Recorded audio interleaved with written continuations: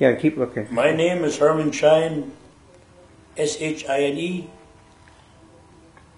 and my original name before the war was Mendel Scheingesicht, very long Polish name. I was born in 1922 in Berlin, Germany, center of Berlin. My father came from Russia, which became Poland. So when I was 13 years old, I had to have a Polish pass. When I went to the Polish embassy in Berlin, you could already hear and see the anti-Semitism about them. They hated the Jews. So now when the war broke out in September 1939, I was shipped to the concentration camp Sachsenhausen, east of Berlin. The time over there was horrible. We came to the camp with approximately 2,500 Jews from the area where I used to live in Berlin. The first 2-3 months were just horrible.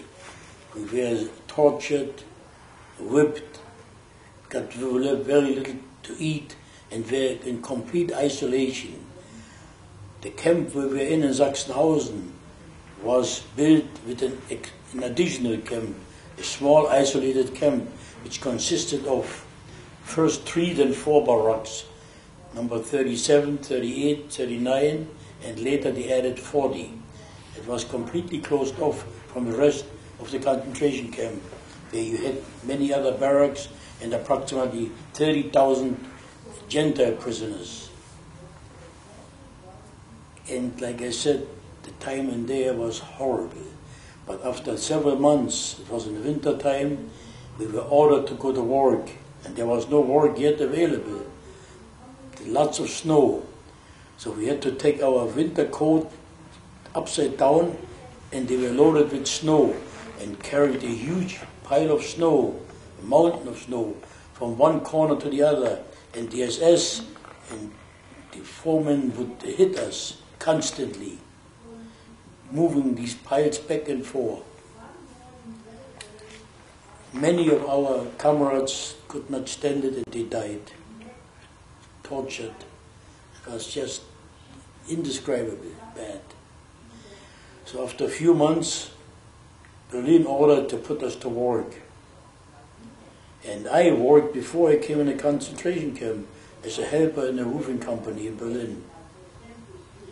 So I figured if I had a chance to work on the roofs in the camp or in construction, I would have it easier.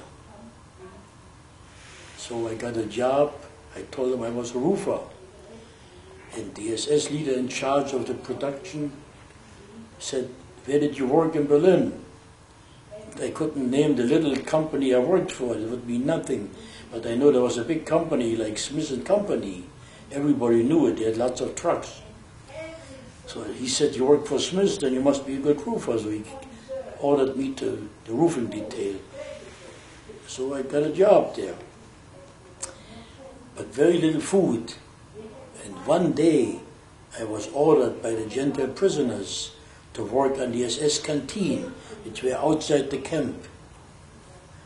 And the canteen would entertain the high VIPs SS, including the general. His name was Paul, who was second in command to Himmler. And the commandant says he ordered the kitchen chief, who was also SS leader, to the kitchen and says, "The general inspector of the concentration camp is going to visit us. I want the best food for him possible, and some of the stolen French cognac." And he said, "Tell me what the general likes best." So he said he wants to have a very lean ham. So I was now ordered to work on this barrack, removed one of the sections of the barrack, and the guy, the prison chef of the kitchen told me, "You make yourself a device and take one of the packages out, and you delivered it. You know, I have to tell you how to do that." So I did what he told me. They were all numbered, and I got one of the big packages out. Put in the wheelbarrow, put some tar paper on top of it, and liquid tar, and now I had to go to the main gate, to the barrack, where I was ordered by the Gentile VIPs to deliver this, was inside the big ham. I got a slice and had to be outside watching so they would not be surprised by the SS. They were eating illegal food, stolen food. But when the general came, the chief of the SS kitchen ordered the prisoners, who were cooks, to get this ham, number 22 or 24. And they looked for all these different packages, and they couldn't find that ham. That ham weighed about 25 pounds. I could have taken any one, but I had no idea which I couldn't take. So after the party went over, the chief of the kitchen went back to the commandant, and he says, "Commandant, I did what you told me, but there was one of the big hams, a special lean ham, which I wanted to serve the general, was missing. There's nobody in the kitchen who could have stolen that ham. It has to be one of the prisoners who worked on the barrack." Who worked on this barrack? The roofers. So B was called in the evening, every evening in the Sachsenhausen. They rolled up, they called it the bock. It was a dead horse, leather lined, where they brought the prisoners and stripped them over, rolled them up in a position, and then they got, according to their punishment, between 20 and 100 over their ass. And there was a doctor standing on the side, and the commandant came to me, and all the prisoners were already standing in line for roll call. And he said, "Rufer, you tell me what you did with this ham." I said, "Commandant, I'm Jewish. I don't even eat ham." So after, "You stinking liar, dude. You would eat dirt. You telling me you don't eat ham. What did you do with the ham before you get the punishment?" I said, "I had never saw the ham and I never took anything." The Nazis basically admired you that you don't give anybody up. On the other hand, you are deserving the worst of the punishment too. Because I did not, if I would have started singing, I would have involved all the high-fi, the VIP prisoners. They all would have been fired, coming to a special detail, and I wouldn't live to the next night anyway. So either way I was like that. But this way they saved me. I had an ass, my skin came off. 100 of them I got over. But I didn't talk.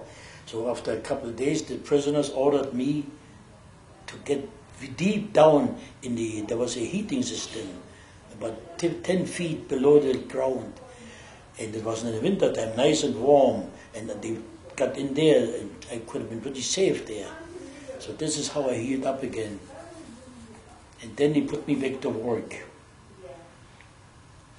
So I worked with father there. And in 1942, one day, we were now in a concentration camp over 3 years. I was working as a roofer all the time. But in October 1942, we were ordered not to go to work that day. And one of the older prisoners said, there's something wrong. I think they're trying to get rid of us. They want to execute us. Because there was a special area, they called it the industrial area, where they would execute the Russians. There was no gas in Sachsenhausen, where they executed the Russians. The first prisoners came. So he said, "You all ordered on a table inside the bathroom, a huge bathroom, and put all your utensils up on the table. And then these older prisoners, he came to us and he said, we don't want to die like animals. If they want to shoot us, then it's got to be done in front, if possible, of the entire camp. when they come from work. And the SS was already nervous. They said, let's get that done. So now, before roll call came, they all come into the work from working. He said, we are attacking the SS. And so 4 or 5 SS came in the bathroom. They pulled the gun out, and we knocked the gun out of their hand and ran, some of them half naked, out to the roll call place, where the prisoners came in from work at the same time. We hoped that they're going to join us at the mutiny. So they were laying 4 or 5 on the ground, but not badly hurt. Now the head commandant came in.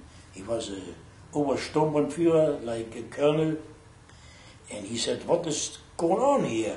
And this smaller guy who was in charge, he said, Commander, the Jews tried to mutiny. He said, what are you telling me? Those starving Jews can start a mutiny? You're surrounded by 5,000 voltage here. Every 10 feet is a heavy machine gun.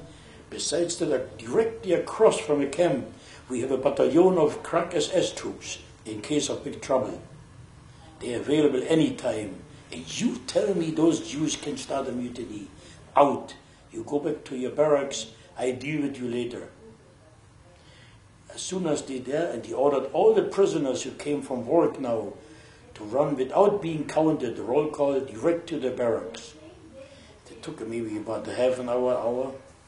And now he said it got dark already. Build a half circle around me. And he said, I give you 60 seconds for the so-called leader. There was a name in Germany, the Rädelsleader. He called him the leader who organized this mutiny.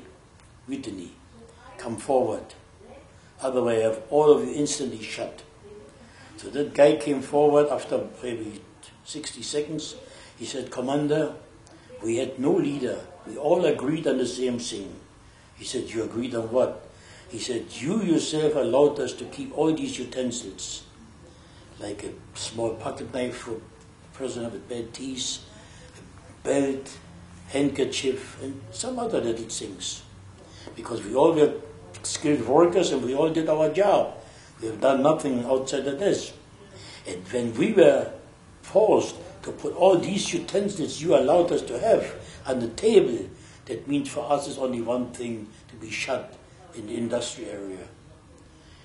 He said, who told you he's going to get shot, you know? And he said, I promise you, he said, as far as my name is Colonel Weiss, a nice name, nothing will happen to you provided you go orderly on transport.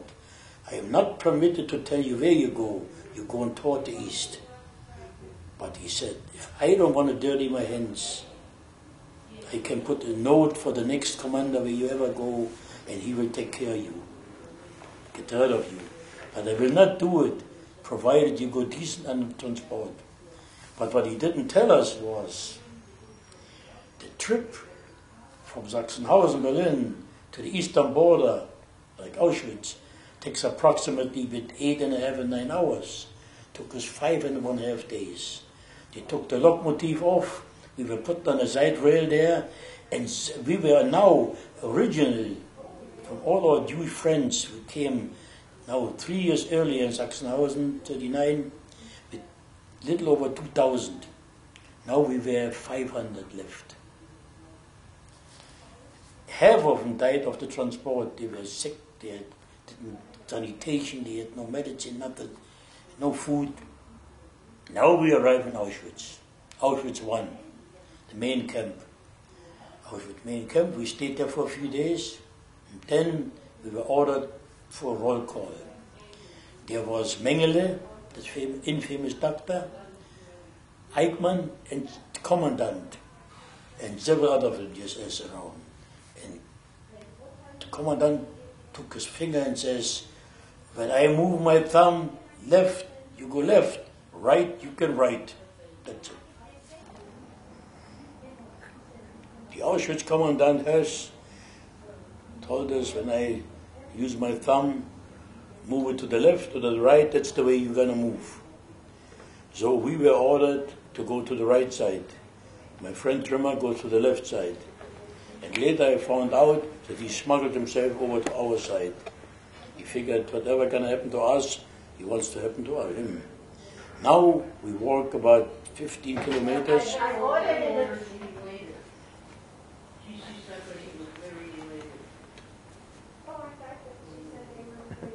Later. We walk about 50 kilometers and reach the so-called no camp Auschwitz number 3, called Buna. Apparently they sent the papers along from Sachsenhausen, what I was doing there, and I was instantly put in charge of the construction.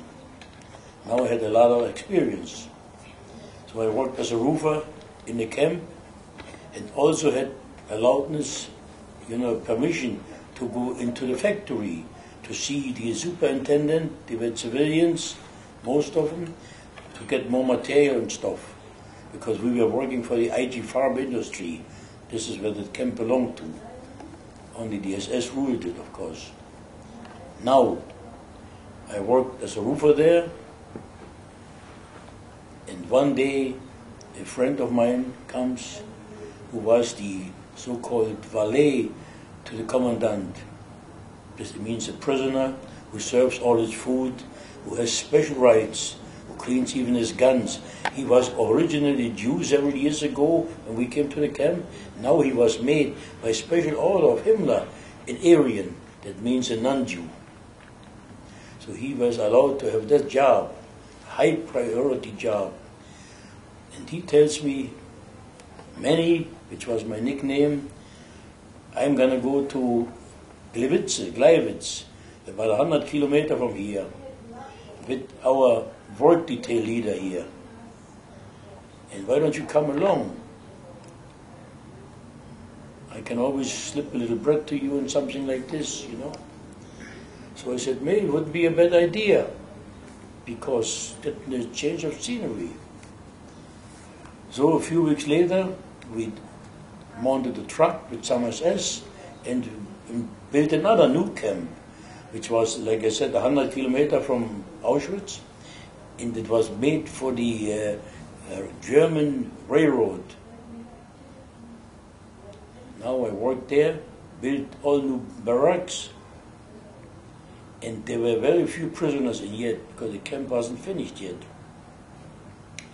And one day I see 3 gorgeous girls come in, wearing the Star of David.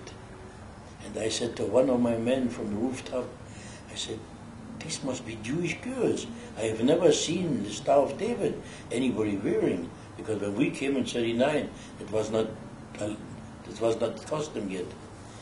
So we went down the ladder and talked. The guards were a little farther away. They really couldn't see us. I said to one of the girls, are you Jewish? You're wearing the Star of David? He said, yes, we are Jewish, but we are of mixed marriage. My father is Jewish, my mother is Gentile. And we have to do here forced labor. That means we have to pick up all the debris, what's left over from the kitchen, and bring it to the pig stall where we work in. But the pigs would still eat this. And I said, I was fascinated, because seeing a girl for the first time in years. I said, when are you coming back here? Oh, she said, we're supposed to come here twice a week. I cannot tell you exactly the date. But I made it sure whenever they come back, I work still on the same barrack, even though that barrack was finished. I make believe I still work there. And I talked to her and I told her everything what was going on in the camp. And I had a lot of information, because by that time I was 4.5 years in the concentration camp. And I said, we have absolutely no chance to be freed. The SS and even some of the old prisoners tell us the only way we ever go home is through the chimney. Regardless, even there was a big sign on the camp, work makes you free. Means nothing. It was just something to say so. Jews would never be released. So, and one day, on another barrack, an inspector comes up, a tall man, wearing a leather coat, And he gives me orders what I have to do. He said, I want you to do these and these barracks before you do the others, and with all the others instruction, and the material will be forthcoming. He said, I'll be back in about 4 weeks. We were ordered by the top priority prisoners, because this was a top priority camp for the war. Making trains means it brings the soldat, the troops, and material to the front to slow down as much as we can. The less trains going, the less soldiers will reach the front. And we have to do something, whatever we can. And they know that sabotage, but we have to believe or make believe that it is not doing on purpose. We just cannot. This guy comes back and always talk nice to me so far, and leather coat, and he said, and how come this barrack ain't finished, which I give you an order? And I said to him, with this garbage we get to eat here, you're lucky we can even stand on the roof. And he said, what are you telling me? And while he tells me this, he opens his leather coat, and underneath of the coat, he has a uniform on with 4 stars. Makes him as colonel. The only thing is he's not connected to the camp. He's connected to the headquarters in Berlin, construction division, you know, yeah. Which is, of course, the big people. He said, is this the truth what you're telling me? And when I saw his uniform, I saw I made a fatal mistake. I said, I beg your pardon, sir, please forgive me what I said. I want the truth. And he picks a piece of paper out of his pocket, and he reads to me 6 or 8 items of food which we were supposed to get in addition to the prisoner food. And I said, sir, I had to now address him on the position he is. I said, Sturmbannführer, it makes him a colonel. I am in a concentration camp for over 4.5 years. I have never heard, much seen this type of food you're taking me here. He said, is this really the truth? I said, I would never lie to you. But please, don't say anything about it, because I'm not supposed to. He said, shut up. We do it from there. He goes to the kitchen, and in the kitchen is the SS kitchen, and chef of the SS kitchen, and he's in charge of the prison kitchen too. And my friend is there and picking up food for his commander. He's now the assistant commander only. And he overhears a tremendous noise in there. He only hears that the guy goes to the telephone, you know, as soon as this guy left. He shouted at this guy, who's a sergeant in the kitchen. He stands at attention and he says, I want to know where you keep all this special food. He said, sir, you're the colonel. I stand at attention, but you have no business in the camp except on construction. So I am only obligated to talk to the commander, who is my supervisor. And he was boiling. My friend hears all that. And when he left, he goes on the telephone and calls Birkenau, where the gassing takes place. So the real commander of this camp, Gleiwitz, is the gas master temporarily in Gleiwitz, in Auschwitz now, Birkenau called, where all the gassing takes place. And I knew him, one of the most brutal guys already from Sachsenhausen. His name was Otto Moll. These names you forget never, never. Otto Moll. And in Sachsenhausen already he was a torturer. He hated the Jews especially. When we were carrying food, the Jews, or the young people in Sachsenhausen had to carry food from the kitchen to our barrack. He saw us, he said, stop, and he took half of the food we had to bring to a different barrack, Gentile barrack. So the little we got, he stole away from us for the half of them. So instead of getting a liter's water soup, we only get less than half. And he knew me from there. Now, this guy, he's now the head gas master. And we saw in the Nazi paper, we were forced to read the German papers every day. Just like the... Wow. And here we saw that he got promoted from 2 stars to a 3-star guy. And he got a special medal from Hitler for gassing the 1 millionth Jew. And this guy, this Kissinger, was in cahoots with him. Because he's the former commandant. He's coming back after a while. He said, Moll, we have here an old prisoner, he comes from another camp, and he's in charge of the construction. Does that guy make us trouble? He said. You must do something before that guy comes back from Berlin. And apparently he said, I'll take care of it.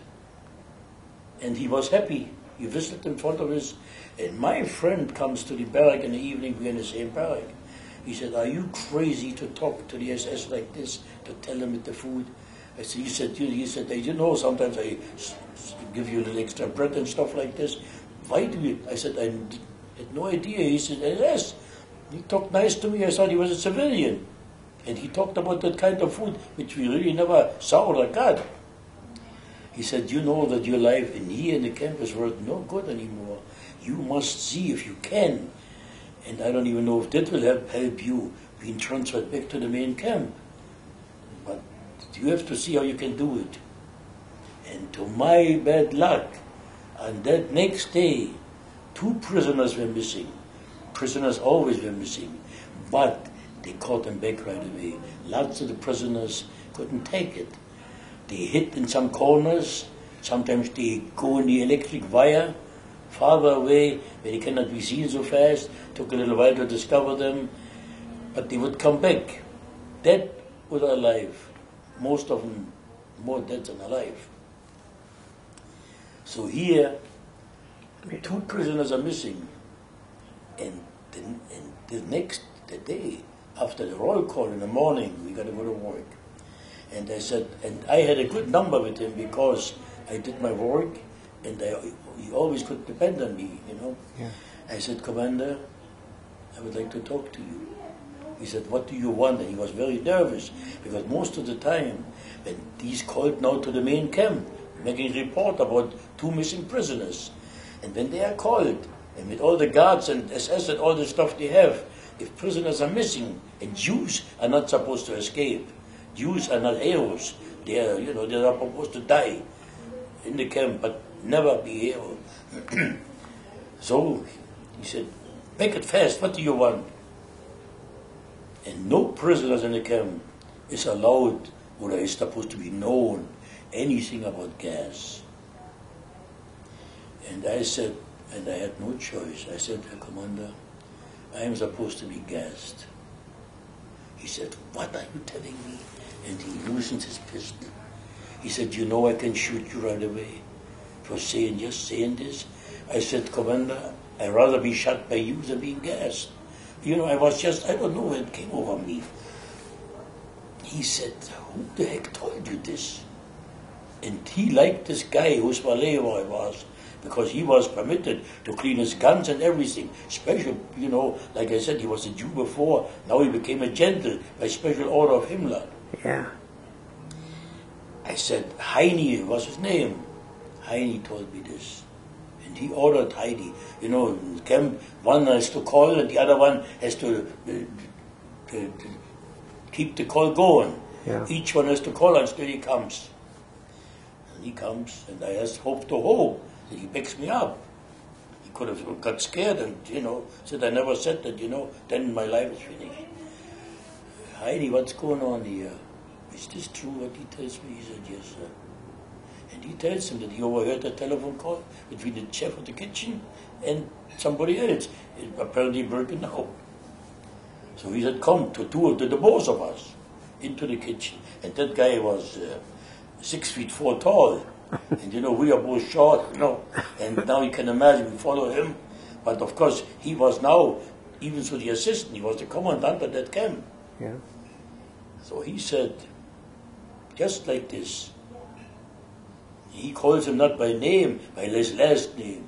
I don't know what his name was, Miller or what. He just called him Sergeant. He was just a law sergeant, you know. He said, Sergeant, I tell you one thing. You know I'm going tomorrow morning to make report in the main camp. If anything happens to either of these 2 happens to prisoners while I am away, Häftlinge says, Häftlinge means prisoners, you know. Yeah. While I'm away, the last thing I'm gonna do is, if I go to the Eastern Front, I get you guys, you and more with me. And I thought, something hit my heart. You understand? Yes, sir, he said.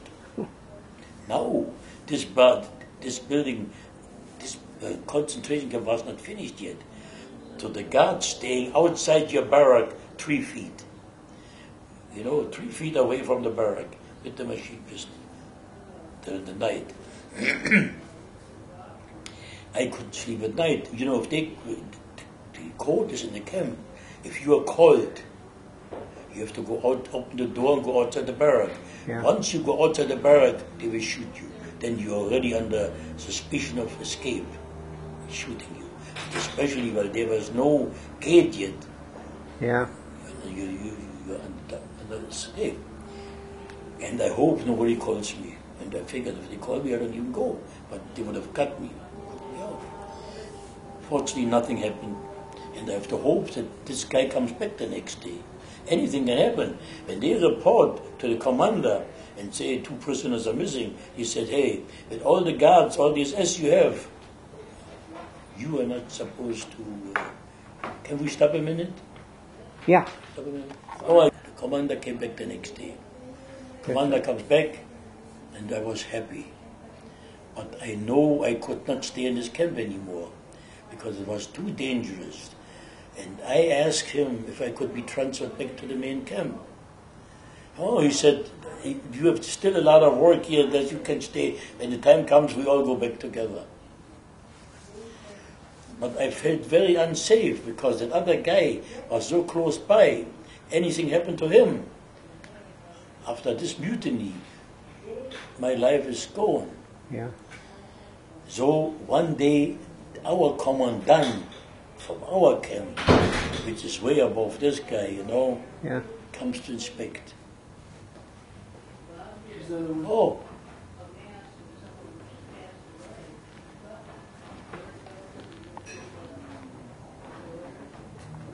Thank you. Okay. Our commandant comes back, and I make sure he sees me. And he calls me over, and he was a captain. He said, Rufer, they call you by name, not by your name, but just by your business. Yeah. What you're doing. How come you don't come back? I have a job for you. I said, Hauptsturmführer, my job is finished here. I went over the head of the other guy. I am ready to come back anytime. But he ordered me back. They got a truck ready, some food for me, a couple of SS soldiers, and I transported back to the main camp. I'm back to work, my old job, and now several months come. But what I forgot to tell you is, before I left this camp, I met those 3 Jewish girls, and one of them, I told her I became very fond of. And I said to her, I'm gonna be going back to the main camp tomorrow, which I should have never told her, I should have never said that. I wish I could get some mail from you.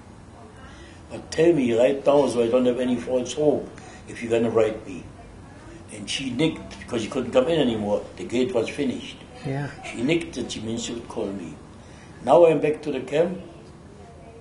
Tell Max about this, my friend, and that I met some nice girls there, Maybe I get mail. And we said they should never have done it because I'm not allowed to have any mail, yeah. And I didn't want to lose contact. A month went by, 2 months went by, 3 months went by, 4 months went by. Forgot about her. And one day, I'm ordered to the Camp Gestapo. The Camp Gestapo? You know what Gestapo is? Sure. The secret police. In Yeah. the camp, they also have it. Except in the camp, it is very, very secure because there's a lot of things going on with prisoners. There are underground parts which I belong to. Here and there, they connected them, they discovered them, and they all get executed. prisoners made guns illegal in parts and assembled them. There were a lot of things going on. Wow. Sometimes they come out, sometimes they didn't come out, but we're just lucky. But one thing you can never have is contact with civilians. Then you're dead. Now, he said, there's also a captain in there, he said, you got a letter from a civilian party out there, the name is Schlesinger. What kind of contact do you have with them? And my luck was, when I still was over there, Marion told me, when I get back to the camp, they think one of the boys is from their hometown. I should find out what happened to him. But I could have never gotten back to them anyway. I couldn't report what happened to him. Yeah. But anyway, she did. But this was my luck now. She wrote this letter, or the card. His name was Werner Peak. And she wrote to Werner Peak, or Werner P. I found out where you are. It was wonderful. I don't know who gave them the idea to write like That's this. amazing. So Yeah. the guy says, and when I came back from the camp, I went right away to the main office where the prisoners all worked. There were lots of prisoners and like all my friends. I said, who is Werner P? Werner Pig. And they looked up in the carte, and they found out he had diarrhea, and when you have any contagious disease, you're transferred into the gas. None of them kept the burger now. So he was gone. Yeah. So he asked me, I said, this was a comrade of mine, but he got transferred. This I can know. Not there. He got transferred, because he always transfer prisoner. Sometimes for work detail, like I got transferred to do jobs out there. Yeah. Some of them get transferred, most of them get transferred because they cannot work anymore, then they kill them. They don't want to feed them, even the little they give them, not for free at all. Apparently, he was satisfied. Because if he would not be satisfied, he puts me under escape suspicion. Yeah. That means you get the red pun, the red dot in front, in the rear, and on both sides of your prisoner uniform. You cannot leave the perimeter of the camp anymore. And I had permission, because I was in charge of the construction, to go in the factory to see the inspector about more material. Ah. Because that was E.G. farm industry, different from the other camp, Luckily, he did not suspect anything. So, but before this happened was, a day later, before I go outside, one morning at 10 o'clock, at 10 o'clock in the morning, the high officials from the camp go on inspections, because we have about, each camp has about between 30 and 50 satellite camps. Oh, wow. Like I went to Gleiwitz, where she lived, was a satellite camp of ours, of Auschwitz III. We got 50 of them, There are hundreds of camps around. But this became under our supervision.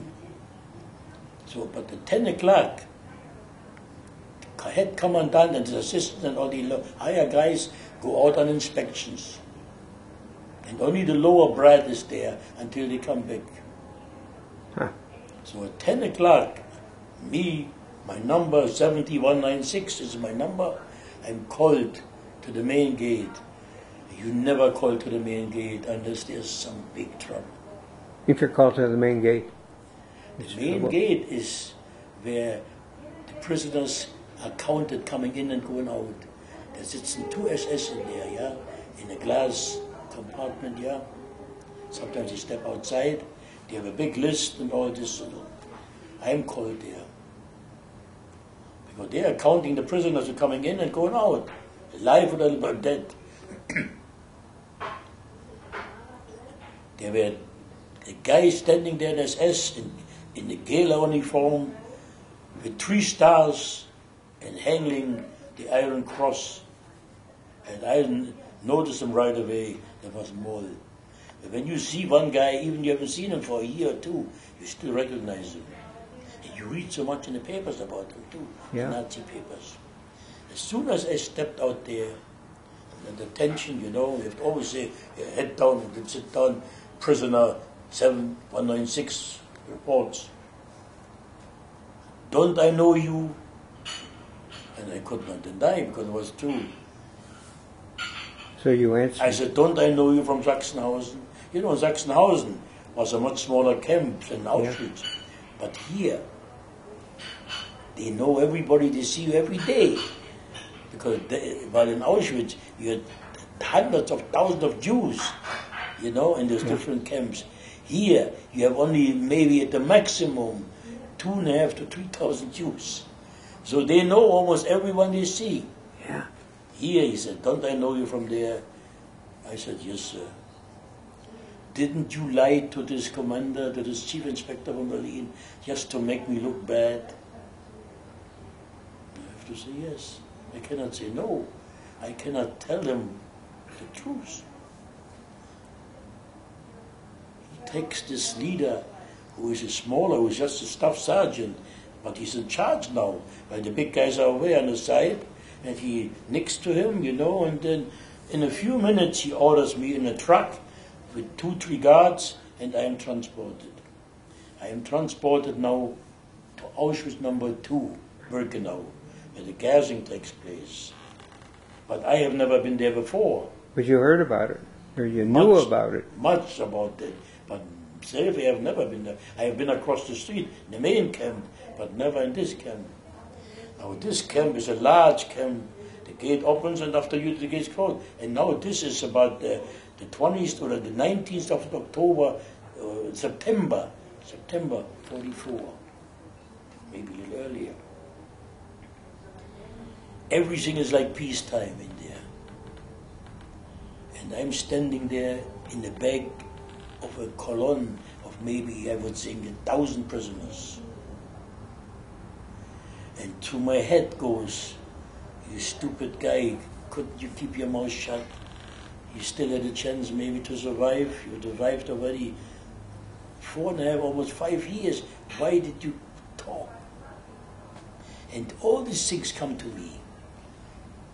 Behind me 2 guards with machine gun inside the camp, which happened never unless there's something special there. Yeah. They don't want the prisoners to move away from there. So all of a sudden the gate opens and a well-dressed woman on a bicycle, civilian, rides by, and maybe 30 feet from me, her skirt gets caught in the chain of the bicycle. She falls over. And I don't know what made me tell me, and I used to be as a boy worked for a bicycle shop in Berlin, so I was very experienced at bicycle. I run across the street, I had no business doing this. Nick put down my knee and unhooked her. She has my arm on top of my shoulder. I had no idea who she was. I know she was a high civilian from belonging to one of the officers of the camp. I don't know who she was. Untangled her skirt from the chain. She's still on, but that one of the guards with a machine gun follows me, puts it in there, and she said, "You damn guard, don't you know who I am?" And the guard says, "No." He said, "I don't care about this dirty Jew, but don't you know if you shoot me, this bullet penetrates from him into me, I'm dead too?" And another guard comes on. He doesn't know either. And then the lower officer comes on. He doesn't know either. Then the higher guy comes on. And he stands under attention and he says, "Jawohl, jawohl, Frau Höss. She's the wife of the head commandant." And I'm still bending down. I had no permission to get up yet. And she said, "I want to talk to my husband right away." And they go on the phone and call him. Then he comes with his assistant there. And he said, "What kind of a guard you have here? I mean, there's a prisoner was so decent to try to help me. I got my skirt caught in a chain. I mean, they couldn't go no place. The gate is closed. Every 10 feet you have a heavy machine gun sitting there. Why do they have to make such a power play with the guns, which they could easily kill me? It's horrible. the way this camp is run, see, like this. And er said, now I have permission, prisoner, get up. He said, what barrack you belong to? I said, the commander, I don't belong to this camp. He said, what? Where do you belong to? I say, I belong to Auschwitz III. He goes on the telephone, his assistant, and call him. And he said, yes, there's a Häftling missing. And who ordered this prisoner over here? Who transported them here? Who gave this permission? In the meantime, our commander came back, did not give permission. And nobody gave permission because, but you see, my luck was, if they would have put me in front instead of the rear, I would have been dead already. Once you're gassed, nobody cares and nobody asks question no more. But now it was a different story. I'm still alive. And here's a prisoner who doesn't belong to this camp. He doesn't even know where he came from. He wants to know, why is this prisoner here? So they cannot say, for what reason? And my working record was A1. So there was no reason for me to be transferred into the gas. And the other guy said, he's one of our best workers. He's in charge, you know, and all this. He ordered me back. You were lucky. I'm back in the, extremely lucky. I'm back into the camp. But I never told Max about this. Because Max told me the same evening, there's a guy, he works out there, a civilian. He told him he's with the underground, he can get us out. I said, out? How can he get us out? So he told me a story, it was fantastic. I said, I'd like to see him too, because I had permission to go to the factory, talk to the inspector, you know. And the next day I go out there and we meet. He tells me the story. You know, he worked as a civilian there, but at night he was an underground. He blew up trains and whatever, you know. He said, we have an order to take some of your very important prisoners out. Prisoners who have a lot of knowledge of the camp, especially old prisoners where we can depend on them. Hopefully we can depend on them. Because the Russian front gonna soon move nearer. And then we might need a lot of prisoners to help with the war effort. Because they knew if they arm the prisoners with anything, they will fight the Nazis. Yeah. So, that's the way it was. That's amazing. That's the way it goes now. So I'm back in the main camp, and when he tells me fantastic things. Joseph, the civilian.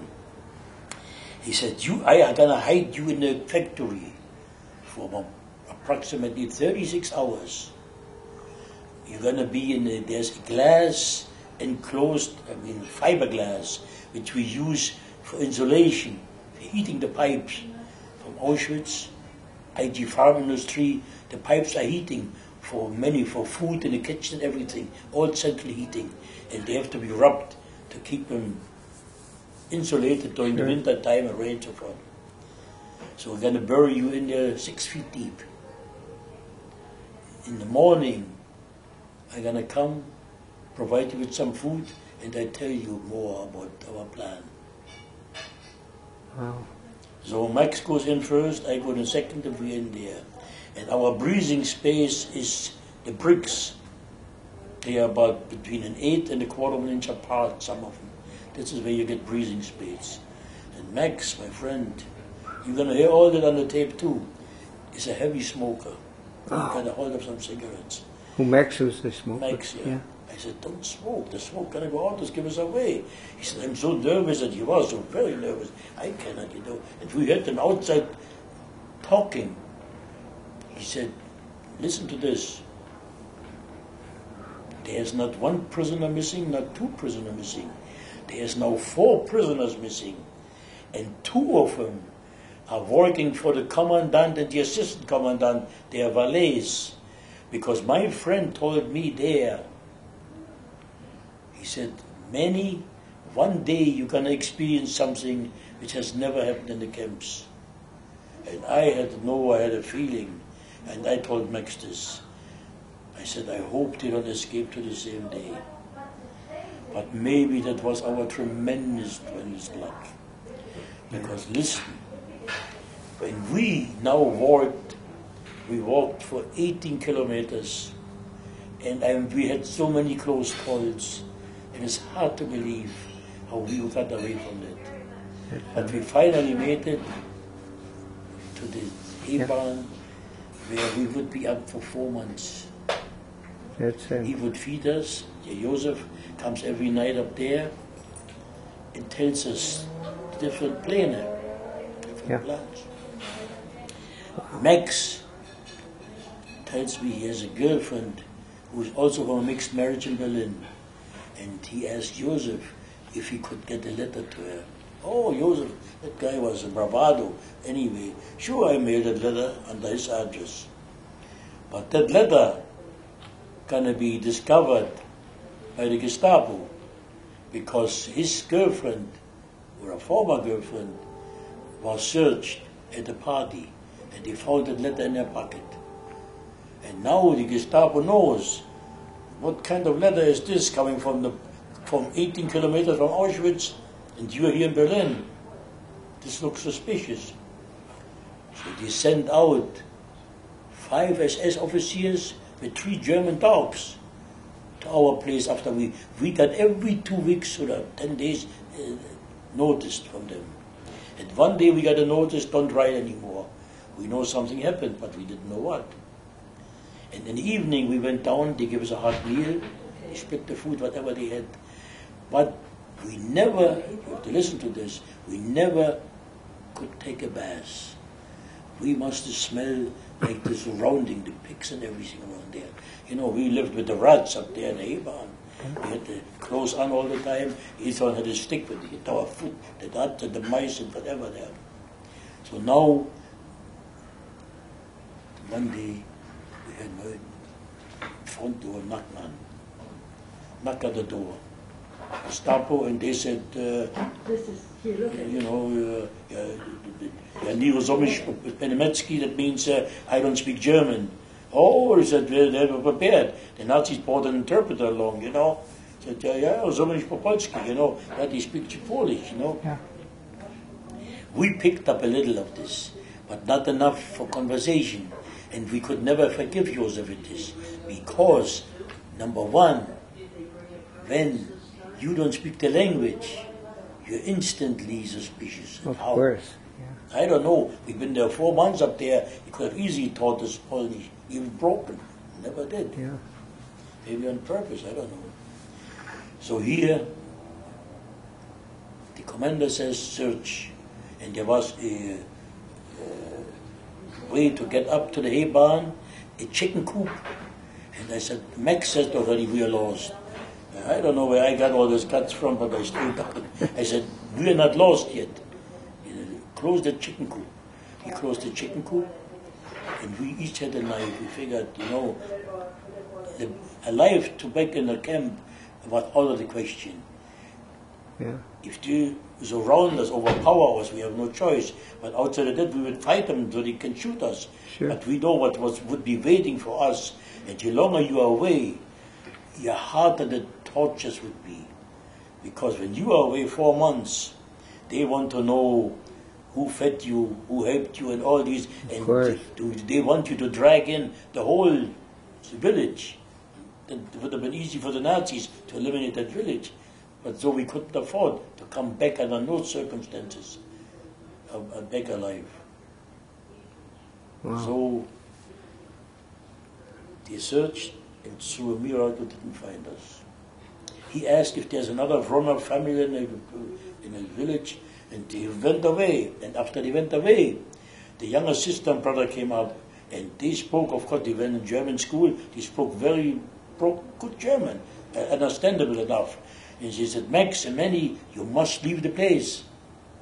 You cannot stay here anymore. We are all under extreme danger. We were already lucky that they didn't give us away. They pointed the machine gun at them. They could have said they're upstairs. But then, of course, the Poles know. We are found on their property, they're dead too. So, what do we do? Joseph I asked him several times, what can we do in an emergency? We have no papers or nothing. So he said, if you have papers, if you have a photograph, I can get you papers. How are we going to get photographs? He said, I will get you a civilian suit. But he took his time a little bit on that. That was a little bit before all this. Yeah. So now, it's very important because I have to tell you this. Now he got a civilian suit. Max puts the suit on. He had a bicycle there, and he tells him, in the next village is a photographer. You tell him a story, then you come back, I change the clothes, do the same thing. When the photos are finished, our sister will pick him up. Fine. Max comes back, everything went smooth. We had the same figure. I put the suit on, and now I take the bicycle. Right now, when I take off, next to me drives of the bicycle a German gendarme. Not German, but they speak all German and Polish, but more Polish than German. So he said to me in Polish, you know, in Dzień dobry. Dzień dobry means good morning. So I said, Dzień dobry, but then he speaks more Polish, and I said, ja, rozumiesz po niemiecki. You know, I speak German only. He said, how come you speak German? You are in age to speak in the army. So I said, I'm a lieutenant from the Eastern Front. I read the paper every day. I'm from this and this company in the Eastern Front. I'm here in a furlong. But I don't live in this village, I live in the next village. Oh, he said, wonderful.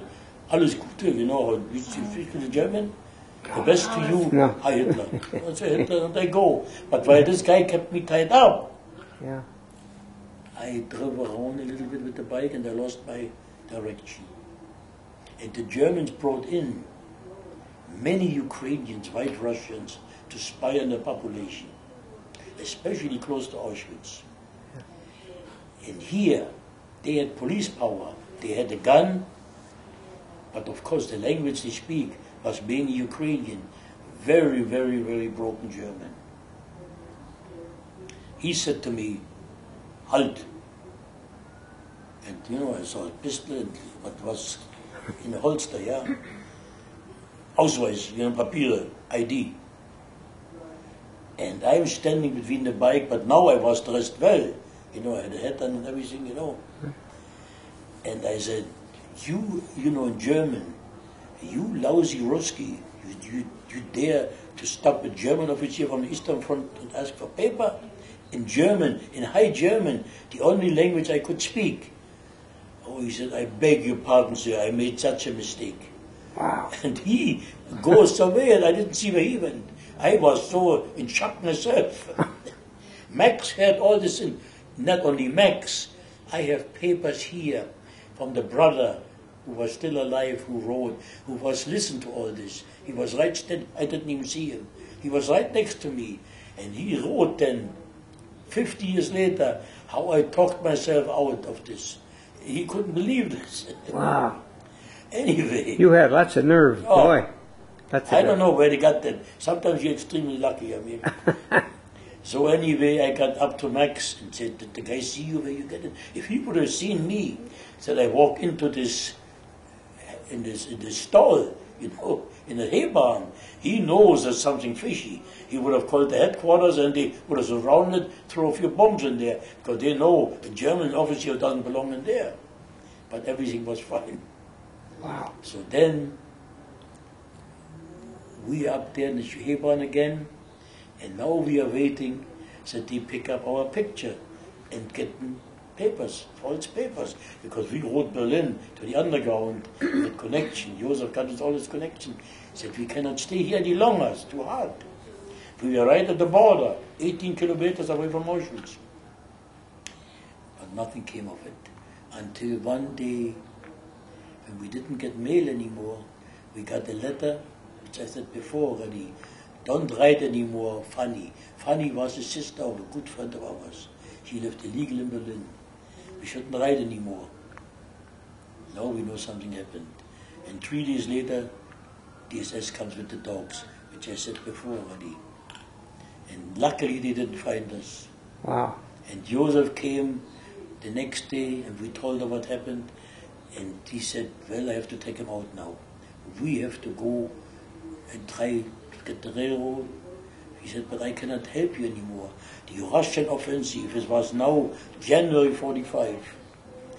The Russian offensive is before, and no partisans are on here anymore. And the ones are left here are scared. They don't want to help you. So now, he said, basically you're on your own. I tell you where the station is, and I wish you lots of luck. So we go to the train station, and luckily we found a German conductor at the station. And we told her, we need 2 tickets to Gleiwitz, where they lived. I had the address still in my head, you know. And she said, I basically cannot give you tickets because that is over a little over 100 kilometers. I can only give you up to 98 kilometers, you know. But I will give it to you because you're from my hometown. We told them the Polacks stole all our good clothes. Oh. We got 1 minute left on this tape. 1 minute left. Oh, 1 minute. you can finish up. Finish the tape then.